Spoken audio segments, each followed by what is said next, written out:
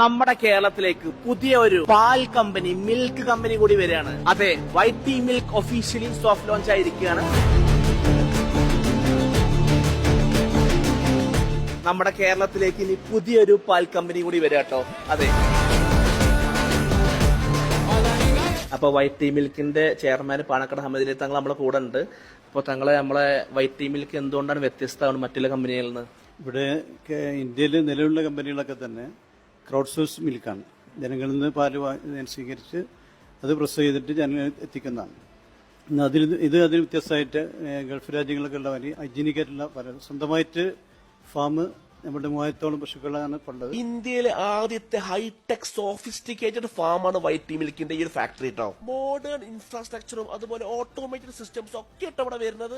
അപ്പൊ white tea മിൽക്കിന്റെ vice ചെയർമാനും MD ഒക്കെ നമ്മളെ കൂടെ ഉണ്ട്. അപ്പൊ എന്തുകൊണ്ട് വൈറ്റ് ടീ മിൽക്ക്?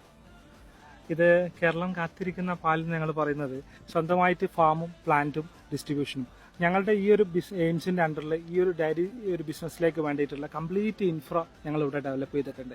3000 പശുക്കളുടെ കപ്പാസിറ്റിയിൽ സ്റ്റാർട്ട് ചെയ്യുന്ന ഫാമാണ് ഞങ്ങളിത് വരുന്നത്. അതിന്റെ കപ്പാസിറ്റി എന്ന് പറഞ്ഞാൽ 50,000-60,000 ലിറ്ററാണ് ഇപ്പോൾ ഞങ്ങളുടെ സ്റ്റാർട്ടിംഗ് സ്റ്റേജിൽ പ്രൊഡക്ഷൻ എന്ന് പറഞ്ഞാൽ. അപ്പോൾ ഞങ്ങൾ ഇവിടെ ഡെവലപ്പ് ചെയ്തിരിക്കുന്നത് India's first sophisticated dairy plant ആണ്. അപ്പോൾ ഇത് ഏറ്റവും അഡ്വാൻസ്ഡ് ആയിട്ടുള്ള ടെക്നോളജി ഉപയോഗിച്ചിട്ടുള്ള പ്ലാന്റ് ആണ്. അതൊരു റോബോട്ടിക് കൺട്രോൾ ആണ്, മാൻ പവർ വളരെ കുറവാണ്. അതുകൊണ്ട് തന്നെ അൺടച്ച്ഡ് ആയിട്ട് 100% പ്യുവർ മിൽക്കാണ് ഞങ്ങൾ സമൂഹത്തിലേക്ക് എത്തിക്കുന്നത്. വൈറ്റ് ടീ മിൽക്കിന്റെ പ്രത്യേകത എന്ന് വെച്ചാൽ സിംഗിൾ ബ്രീഡ് കൗ മിൽക്കാ വരുന്നത്. അതൊരു ഇമ്പോർട്ടന്റ് ഫാക്ടർ ആട്ടോ. അപ്പോഴേ ഹെയിംസ് വെഞ്ചേഴ്സ് LLPന്റെ വൈറ്റ് ടീ മിൽക്ക് ഈ മാസം 1-ാം തീയതി മുതൽ മാർക്കറ്റിലേക്ക് എത്താൻ പോവാണ്.